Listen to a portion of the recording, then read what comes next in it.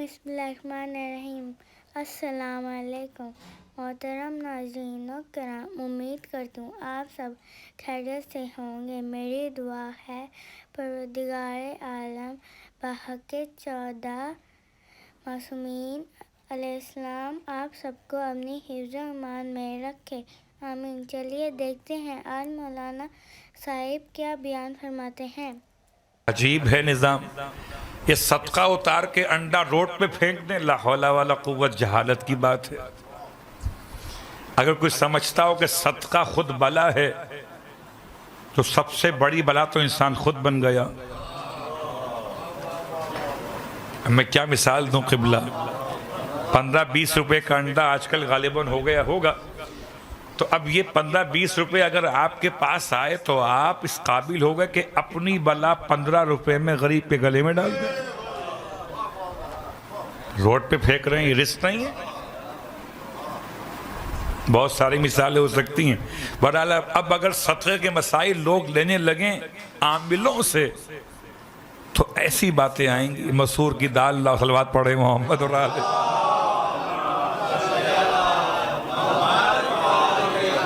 साहिबा नील बैठे, बताएं मुझे आप में से किसी ने रिवायत पढ़ी है, किसी से सुनी है कि मासूम ने सदक़े का सामान उठा के फेंका हो?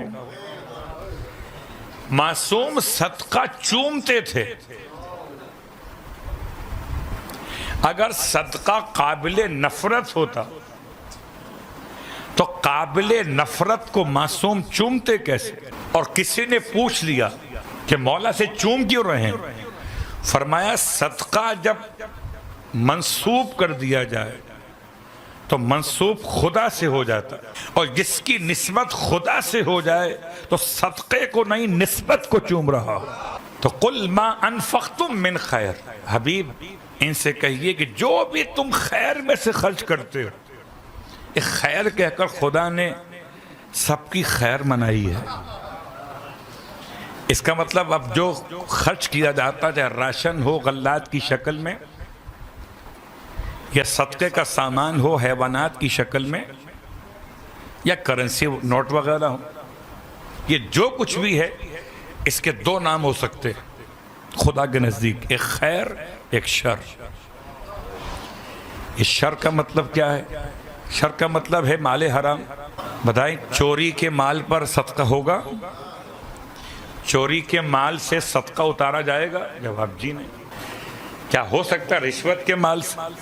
हो सकता है नंबर 2 काम करके। अभी अलग बात है कि लफ्ज़े नंबर 2 इतना बदनाम हुआ, हालांकि 3 नंबर भी आ गया मार्केट में, 4 नंबर भी आ गया, 5 नंबर भी आ गया, मगर 2 नंबर रहा। सलवात पढ़े मोहम्मद और आले मोहम्मद, सबसे आसान लफ्ज़। इसको 2 कहते क्यों है? कि जो 1 नंबर के मुकाबले पर आ जाए से 2 नंबर कहते हैं। चाहे वो ख्याल हो, चाहे वो अल्फाज हो, चाहे वो शख्सियत हो। अब आइए गौर कीजिए कि एक किस्म माल की हलाल यानी खैर और एक है शर।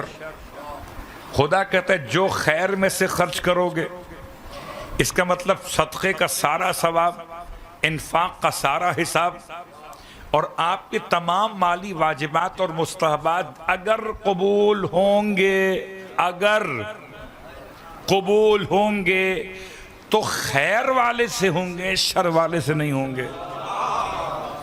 कि खुदा गस्बी पानी से वज़ू करके नमाज कबूल करता है? चोरी के माल पे आप ज़कात निकालेंगे? नहीं। रिश्वत के माल से आपके मजलिस करेंगे? जवाब जी नहीं। तो इस सारे काम खुदा की तरफ से पैगाम है, कुल मा अनफक़्तुम मिन खैर, जो भी तुम इन्फाक करना चाहते हो खैर में से। अब ये देखो, खर्च करने से पहले अब मुझे बताएं ईमानदारी से, रिश्वत का पैसा लगाएंगे कहाँ पर? उससे मजलिस नहीं हो सकती, उससे मातम नहीं हो सकता, बहुत गौर कीजिएगा। उससे आपके माली वाजिबात नहीं हो सकते, न ज़कात न खुमुस। نہ فطرہ نہ اس کے علاوہ کفارہ نہیں ہو سکتے، اور نہ مالی مستحبات ہو سکتے۔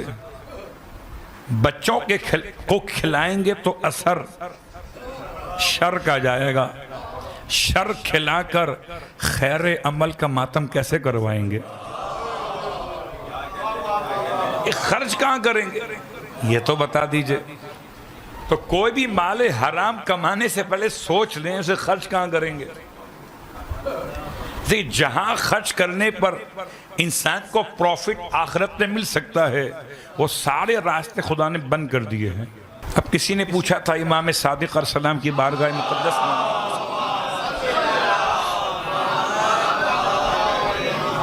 تین سوال کیے تھے، تینوں بیان نہیں کر رہا، خالی ایک بیان کر رہا ہوں وقت کو دیکھتے ہوئے، خالی ایک جملہ۔ امام سے پوچھا تھا مولا یہ بتائیے کہ ہم نے یہ دیکھا کہ خدا قرآن میں کہتا ہے کہ تم میرے نام پر خرچ کرو میں تمہیں اس سے زیادہ عطا کروں گا، ایک کے بدلے 10 دوں گا، لیکن ہم نے عملی طور پر ایسا پایا نہیں ہے۔ امام نے ارشاد فرمایا تو کیا خدا نے اپنے وعدے سے انحراف کیا ہے؟ اب ڈر کے مارے ہیں تو مسلمان، یہ کیسے کہیں؟ کہنے مولا ہم یہ ہمارے کہنے کا یہ مقصد نہیں تھا، بڑے ہوشیار لوگ ہوتے تھے، مولا کو بھی مقصد سمجھانا چاہتے تھے، ہمارے کہنے کا یہ مقصد تو نہیں تھا۔ امام فرماتے ہیں خدا اپنے وعدے کے خلاف تو نہیں کرتا، جب آپ نے کہا بے شک تو اس نے بھی یہی کہا تھا بے شک۔ پھر امام فرماتے سوچو اگر وہاں سے پرابلم نہیں ہے، پرابلم پھر کہاں سے ہے؟ تم اگر مال حرام خرچ کر رہے ہو رائے خدا میں تو خدا مال حرام میں اضافہ کیسے کرے؟ اب تم چاہتے ہو کہ مال حرام سے خدا سے کاروبار، یہ ممکن نہیں۔